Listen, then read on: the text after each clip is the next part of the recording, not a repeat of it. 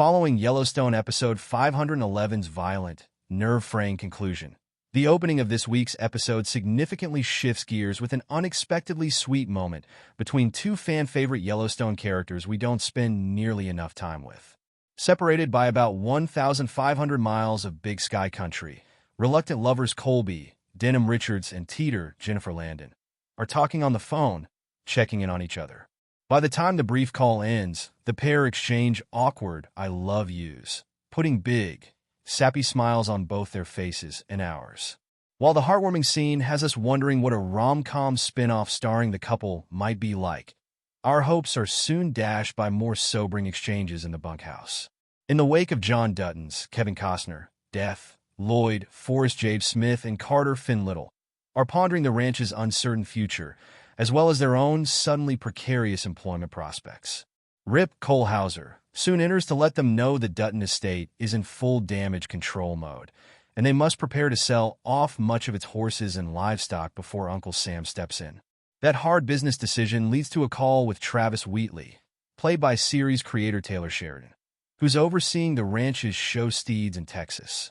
But having to sell the horses isn't the worst news, at least not for Jimmy Jefferson White, who's currently training under Wheatley's wing at his Bosque Ranch. It seems the news of John's murder hasn't reached the young cowboy yet, and Rip asks Travis to deliver it. As Jimmy grapples with the fact his mentor is gone, the opening credits kick off the final season's midpoint. With the prologue's emotional roller coaster ride brought to a halt, we return to Jamie, Wes Bentley, who's sitting right where we left him last week.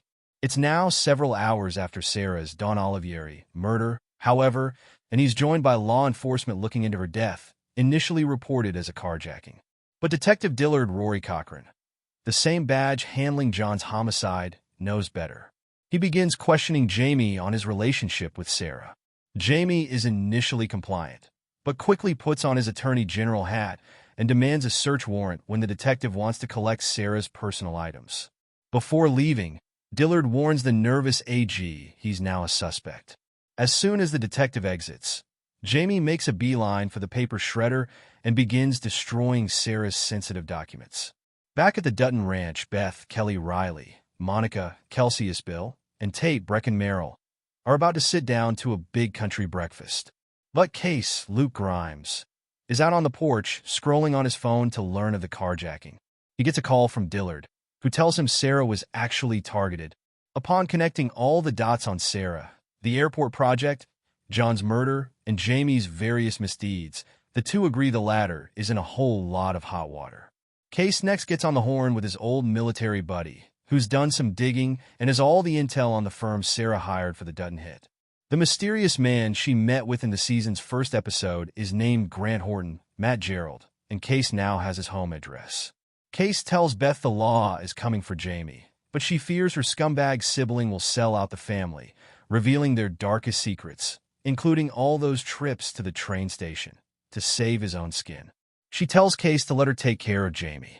While we anxiously await revenge to be doled out to both Jamie and Grant, the episode isn't about to give us that satisfaction just yet. Instead, we get a surprise side story that delivers an unexpected gut punch. It seems that sweet moment between Teeter and Colby that kicked off the episode was carefully staged to ultimately pull the rug out from under us. A wild horse, affectionately referred to as Man-Eater, is giving Carter a hard time at the ranch. When the teen cautiously enters the stable to fill its overturned water trough, the beast attacks, bloodying the boy's face. Colby races over to help, taking Carter's place in front of the scary stallion. The steed was just getting warmed up with Carter, though, as it tramples Colby before kicking him in the chest, instantly killing the cowboy. With the series' final season claiming yet another victim, a deep somberness settles over the rest of the episode.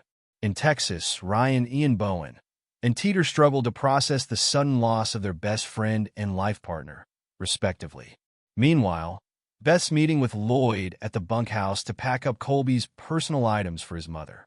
Lloyd asks that she leave his hat behind to help Teeter through the mourning process when she returns. Beth next tracks down Carter, who's blaming himself for Colby's death. She offers him some of that no BS Beth advice and comforts him by telling him he's part of the Dutton family.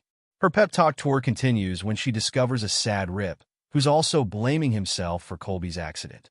She pours him 2 glasses of Buffalo Trace, one to throw in the fire and one to help ease his pain. We also catch up with Kayce and Tate, who are also down in the dumps. They talk about life, death, and where Grandpa Dutton/John will be buried. Kayce also tells his son that the family ranch is no longer their home.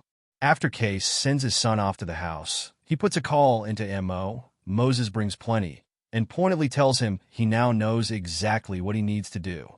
Later that evening, Kayce is packing an overnight bag when Monica walks in. He essentially tells his wife the same thing he told M.O., but adds that whatever it is he's about to do, he's doing for his family, not the ranch. She knows she can't stop him, but just asks that he come back to his family when he's completed whatever dangerous task he's about to undertake. He promises he'll be back in 24 hours. The next day, we discover that Grant the contract killer is not only a family man, but a soccer dad. As he and his daughter get in his Mercedes, post-game, a hooded Kayce enters the vehicle's rear and points a pistol at the girl. Just a trigger squeeze away from ending the man who played a big part in his father's death. Kayce ultimately decides to let him live.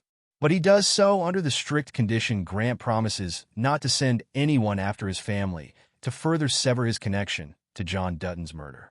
Grant complies, of course, but doesn't get off scot-free. Kayce pistol whips him, then describes the violent act as counting coup. As blood spills from Grant's head, Kayce explains he's just taken a piece of the man's soul by striking him. Kayce then exits the car, but is soon scooped up by M.O. Counting coup, which is also the title of this week's episode, is again referenced. Kayce tells M.O. he thinks Grant got the message. "Did you count coup?" M.O. asks. When Kayce confirms, M.O. quietly nods and replies. Then he understands.